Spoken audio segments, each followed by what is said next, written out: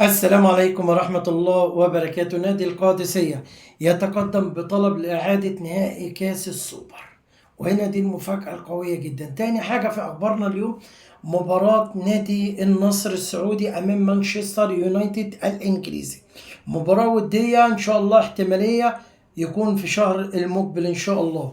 تالت حاجة هنتكلم عن كومن. رابع حاجة هنتكلم عن جيسوس يطلب بشكل رسمي التعاقد مع لاعب أجنبي. ديت الاخبار، ويلا يا كابتن نطل التفاصيل. اول حاجه يا صديقي العزيز، عطر فمك بذكر الله، صلى على حبيبك النبي صلى الله عليه وسلم.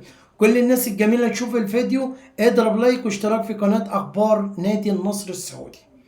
نادي القادسيه اليوم تقدم بطلب الى مركز التحكيم الرياضي بطلب الدخول كطرف في قضيه نادي الهلال فيما يخص كاس السوبر، ويرغب في اعتباره متأهلا للنهائي وإعادة المباراة النهائية. تمام. تمام. هنا طبعا لجنة التحكيم اللي حصل من الأول للنهاية في دقيقتين. البداية إن نادي الهلال تقدم بطلب اعتذار عن المشاركة في كأس السوبر، وقال لك إن اللعيبة مجهدة بسبب كأس العالم، تقدم بطلب. المهم هنا على طول تمت حسبان المباراة بالكامل، كل شيء والكواليس بتاعتها. قال لك ان نادي الهلال غرموه نص مليون ريال، تمام، وعدم لعبه المشاركة في النسخة القادمة. هنا نادي الهلال رفع مذكرة إلى لجنة الانضباط، ويعني اشتكى من الموضوع ده كتير يعني. فهنا على طول لجنة الانضباط أيدت القرار. هنا نادي الهلال تقدم بشكوى تانية إلى لجنة الاستئناف. لجنة الاستئناف هنا بقى المفاجأة القوية، لجنة الاستئناف أيدت الحكم النص مليون، بالإضافة لحرمان نادي الهلال الموسم القادم، بالإضافة لاعتباره خاسر من القادسية بثلاث أهداف بثلاث أهداف مقابل لا شيء. هنا طبعا هنا في مغالطات كبيرة جدا جدا في الحكم. هو أنت اعتبرت نادي الهلال مغلوب 3-0، طيب ازاي مغلوب 3-0 ودخلت النادي الاهلي يلعب مع القادسيه؟ كده يبقى انت لخبطت اللوائح بتاعه البطوله. ليه البطوله بتنص على اربع فرق، نادي النصر، نادي الاتحاد، الهلال، والقادسيه. كده انت قلت ان الهلال مغلوب 3-0 من القادسية، يبقى المفروض ان القادسية يصل للنهائي. انما انت كده دخلت الاهلي، يبقى انت كده لغيت مباراة الهلال، يبقى كده المفروض ان القادسية والهلال مش 3-0 ولا في اي حاجة من الكلام ده كله. فهنا في مغالطات كبيرة جدا في الحكم، ولذلك نادي القادسية تقدم بطلب الى مركز التحكيم الرياضي اليوم ان اعادة المباراة بين نادي القادسية وبين نادي النصر، وده حقه، حق مشروع جدا.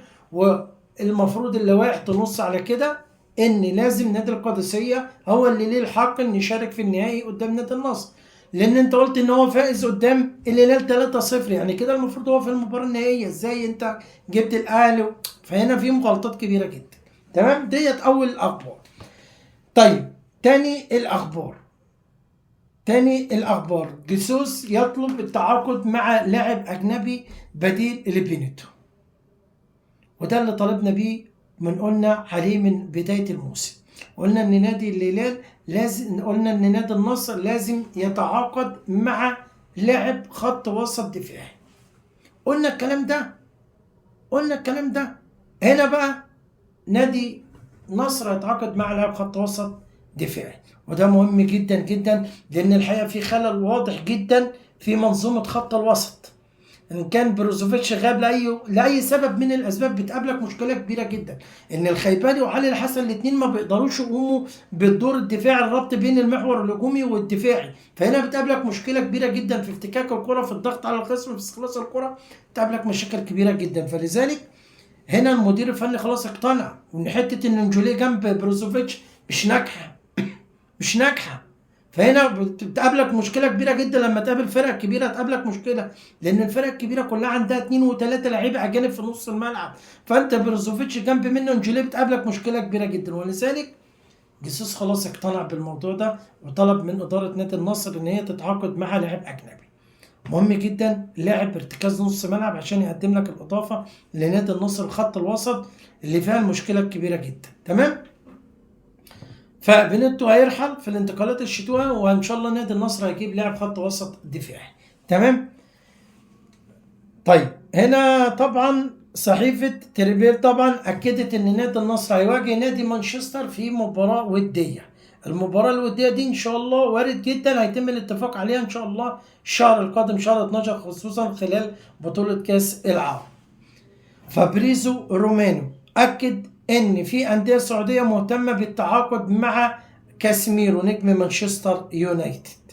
تمام، ولكن الحقيقة أتمنى إيدرسون ليجي النادي النصر لان صفقه قيمه جدا جدا. إيدرسون الحقيقه في نص الملعب لاعب مميز جدا، او كايسايدو لاعب نادي طبعا تشيلسي الانجليزي لاعب رائع جدا ايضا، ومارك كاسادو لاعب برشلونه.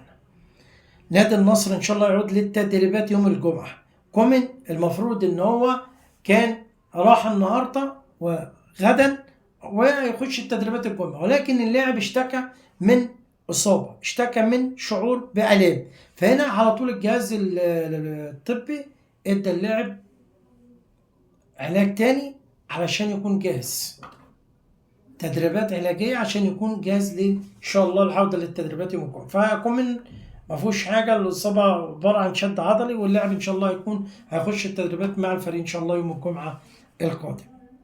تمام، ده بالنسبة طبعا لمين؟ لكومان. الفريق طبعا هيعود للتدريبات الجمعة، وهيركز طبعا جسوس خلال التدريبات على رفع معدلات اللياقة البدنية، وهيلعب مباراة ودية مع فريق الرديف طبعا 21 عام. وهنا دي فرصة مميزة جدا ان المدير الفني جسوس يشوف بعض اللعيبة من نادي النصر خصوصا فريق الرديف. فاعتقد الموضوع ان شاء الله يعني اعتقد هيكون جيد جدا جدا للمدير الفني جسوس طبعا، واعتقد القادم افضل ان شاء الله باذن الله تعالى. طيب هنا طبعا نادي النصر ماشي بخطه ثابته، خطه رائعه جدا حتى الان في الدوري. انا احتياجاتي ان انا بس في يناير اروح جايب لاعب 2 لعيبه، واحد نص دفاعي والتاني محور يكونوا جنب بروزوفيتش، يبقى انت عندك 3 لعيبه نص ملعب 100 هتجيب واحد مواليد والتاني هتجيب لاعب كبير. بس هو ده اللي احتياجاتك. في بعض الناس بتقول لك يا كابتن احنا محتاجين ظهير ايسر.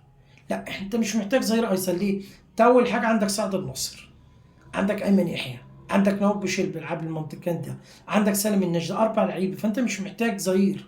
انت ممكن لو عايز تجيب ممكن تجيب ظهير ايمن، لان الظهير الايمن ما فيهوش غير سالم، ما فيهوش غير نواب بوشيل وسلطان الغنيم. ده اللي انت لو انت محتاج ممكن تجيب في الحته دي. انما الجنب الشمال 4 لعيبه بتلعب في المكان ده.